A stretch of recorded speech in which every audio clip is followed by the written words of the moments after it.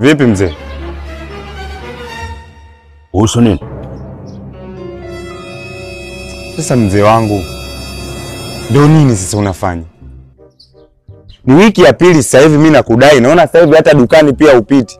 Duka linafilisika mzee wangu. Mimi nakudai hela yangu, ni wiki mbili sasa hivi. Sasa kwa nini nilipe hela yangu? Wewe. Twende tuheshimiane.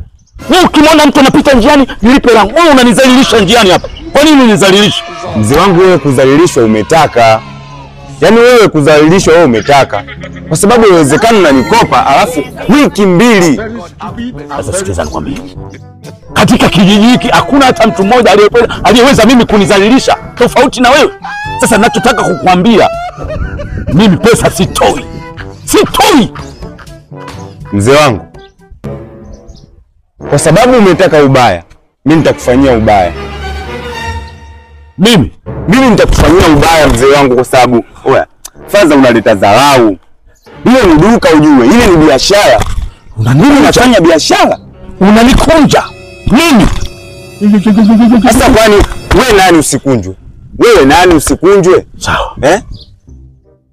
Tena nisikilize. Wakati mwingine nikikutana na wewe, naomba unipatie hela yangu.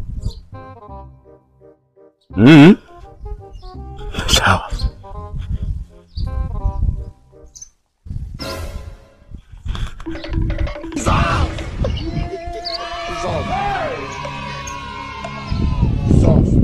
Mzee. Faze.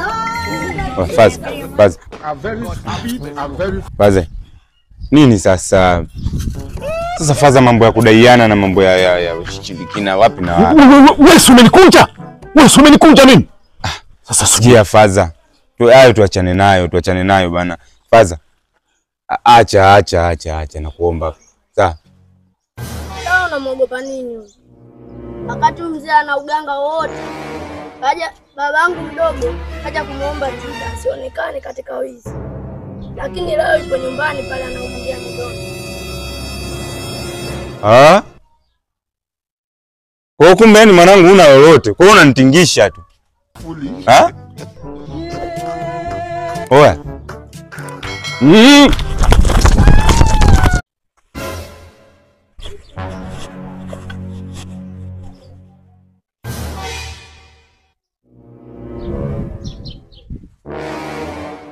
Vipi mzee?